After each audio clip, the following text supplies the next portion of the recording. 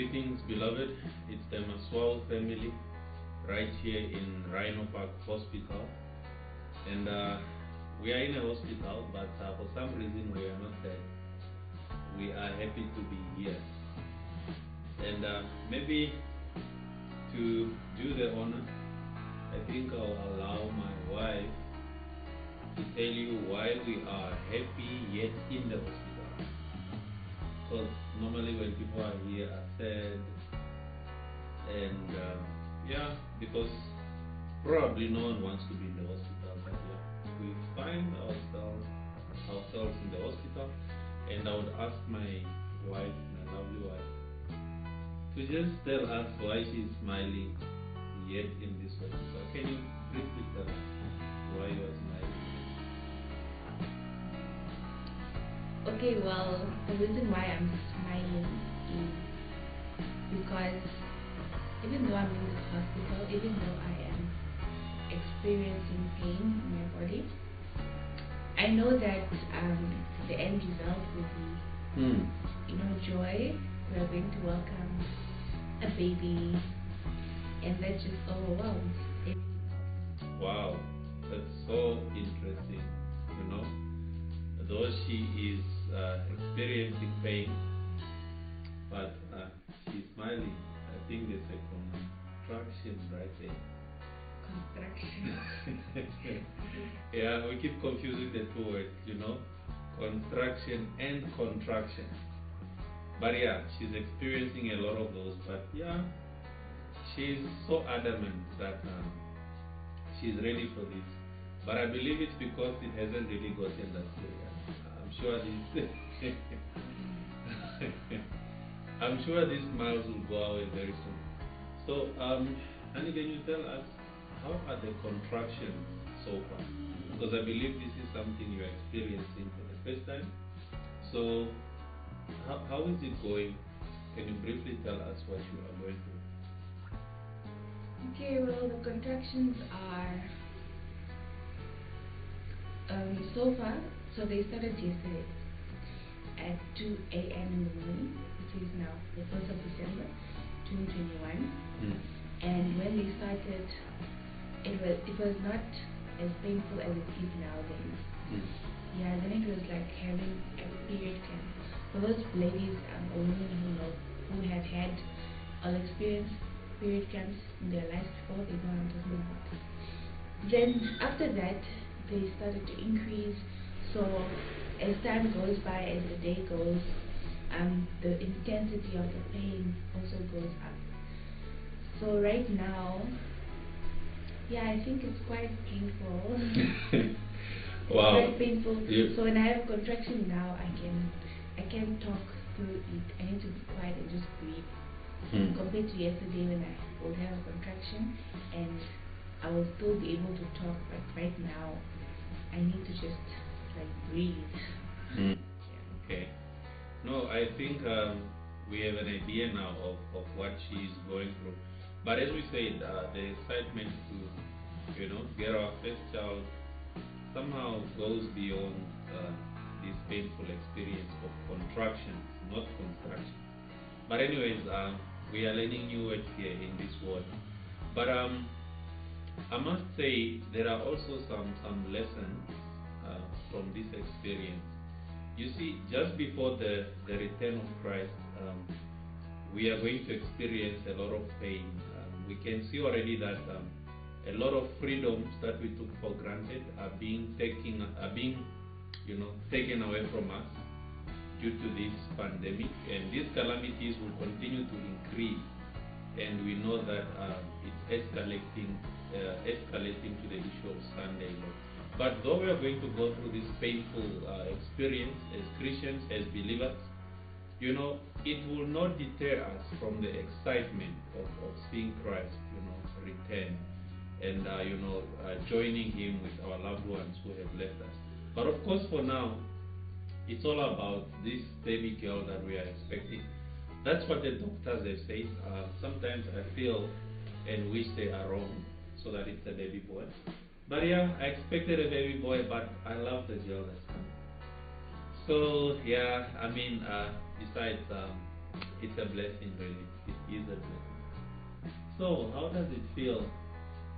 You're about to be a mother in probably a few hours.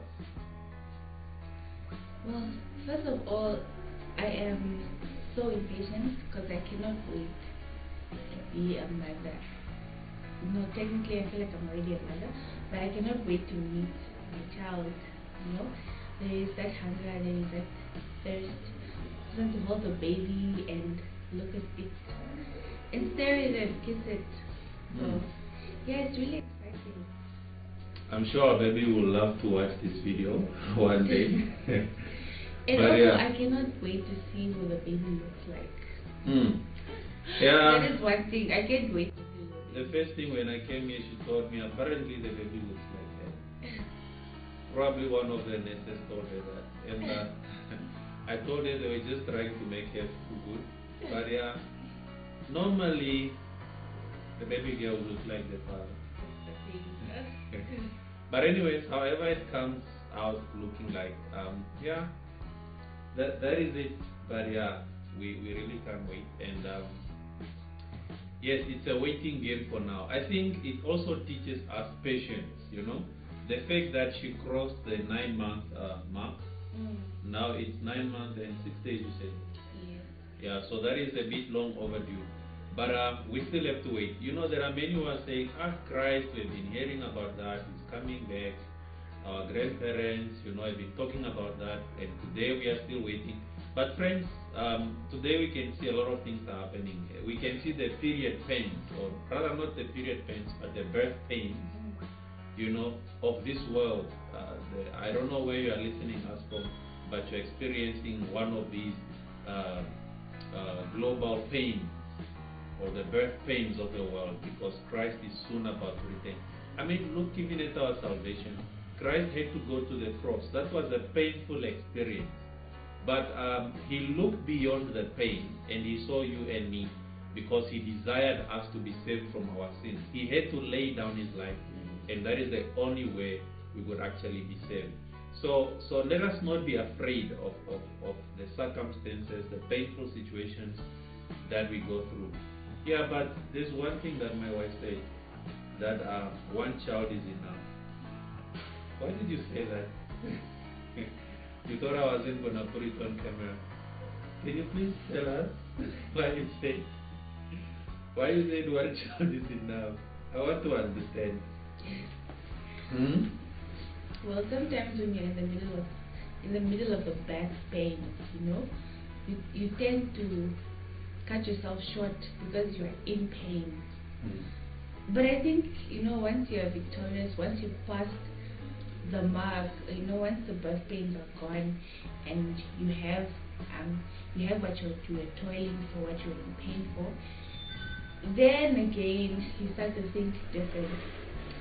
So yeah, I think that is why, like, today I'm in pain.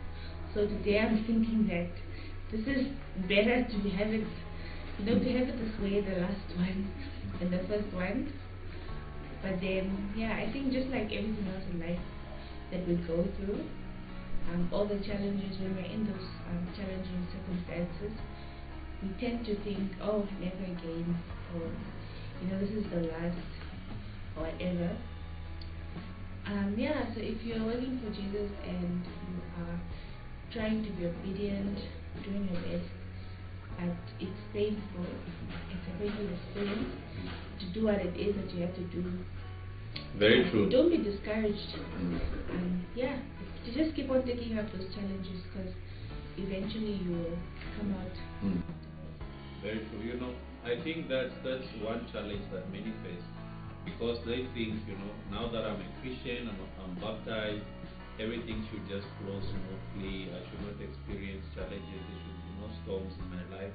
But we need to realize that life is not like that. In fact, when you become a Christian, you need to expect a lot of storms. You know, we find the disciples, it was actually Christ who told them to cross over to go to the other side, when they experienced one of the worst storms, really, where the boat was about to sink. But still, Christ was in the boat. And we need to always think of this, that you going through trials and challenges doesn't necessarily mean that Christ is not with you. He is actually with you. In fact, He's allowing that storm to come because He knows that if you trust on Him, you can actually handle it. So it's something that we need to learn, that when we go through a painful situation or unfavorable circumstances, we need to submit ourselves to God. We need to pray rather than giving up. You see, giving up is quite easy, but when you give up, it means you don't get anywhere. If you look at climbing, for instance, if you are climbing a mountain, if you have ever experienced that, you realize that every step that you take really is actually painful than the last one that you took. But the more you keep on taking those steps, the more you are getting higher, and the view is just beautiful as you go high, on top of the mountain. So that is basically how life is. We each have a mountain to climb. We each have our own painful experiences, but rather, go through the painful experience. Don't give up. Never give up, because you will never know how it is like to be on the other side. So we keep on waiting, and we are just glad that our baby is healthy.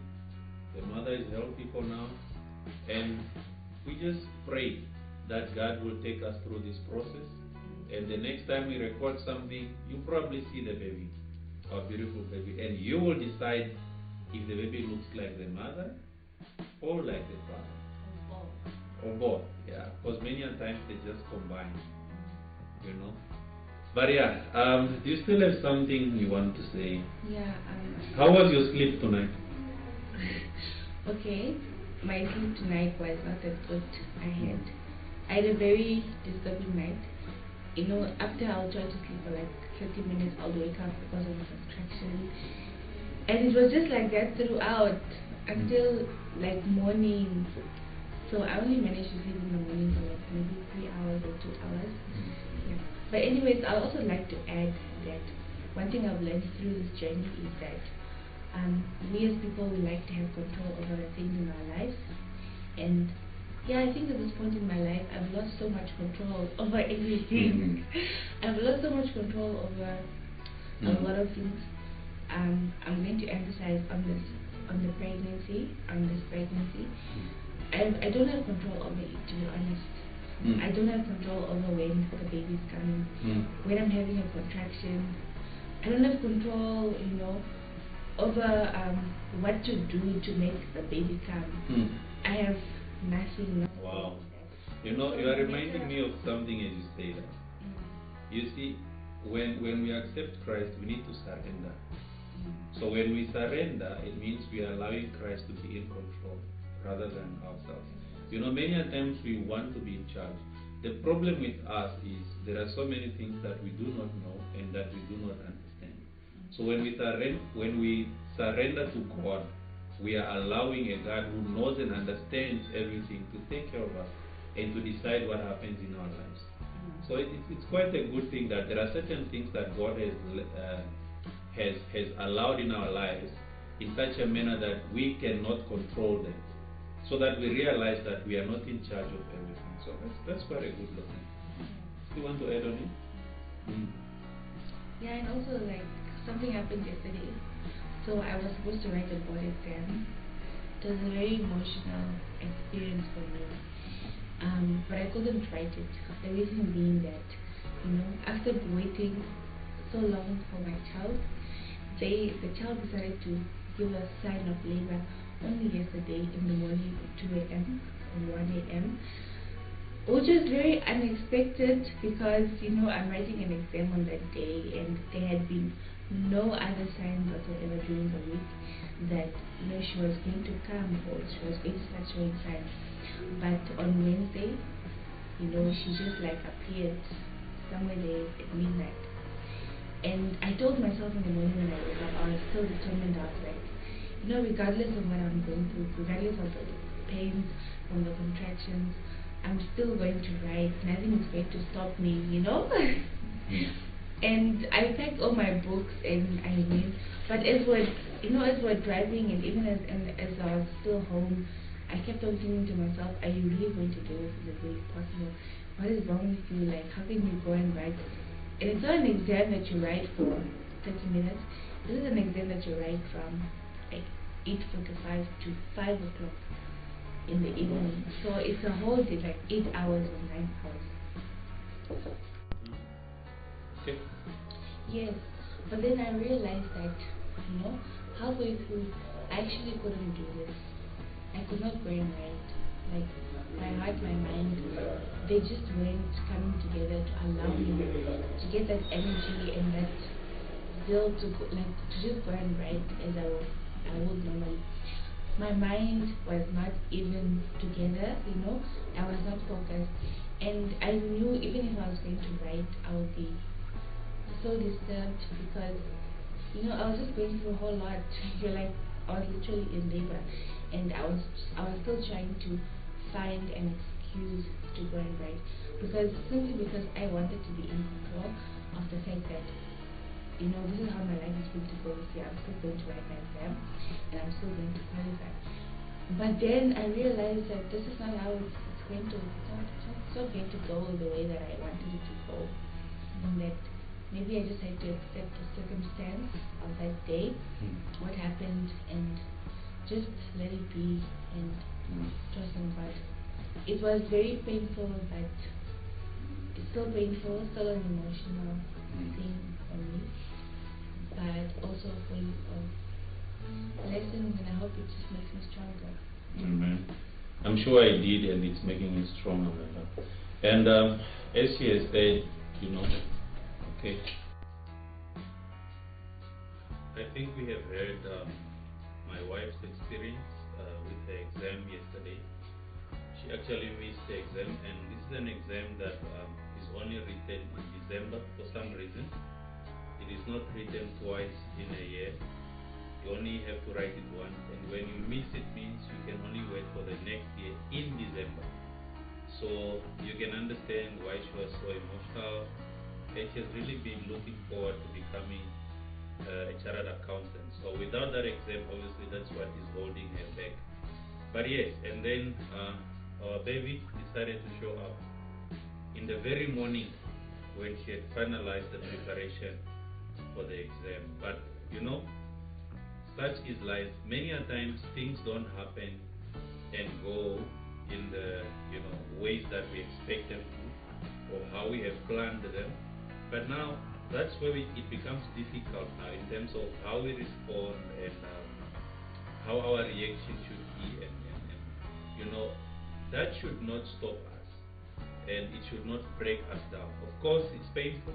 We can cry about it and be sad about it, but that should not now define our life from then onwards. We should learn to realize that yes, God knows why, situations or things happened in that way. For example, why the baby would come on the very day when she's supposed to write her exam. Not the baby coming rather, but the labor process and the contractions and all those contractions and all those experiences. So yeah, I think we are learning a lot of things. Is there something else that you still want to say? No. Okay. I think she's now tired. As you can see, she can't sit for a long time, and she's experiencing some contraction. So it's not an easy process, but yeah, we are looking forward to welcome baby girl. If the doctors are right, if they are wrong, that means we have a baby boy. But anyways, either way, we are excited. Either way, we are excited. So I just hope this video will encourage someone. Yeah, it's our experience. It is not fiction. So yeah, we commit everything to the Lord. Until we meet again, yes, to God be the glory.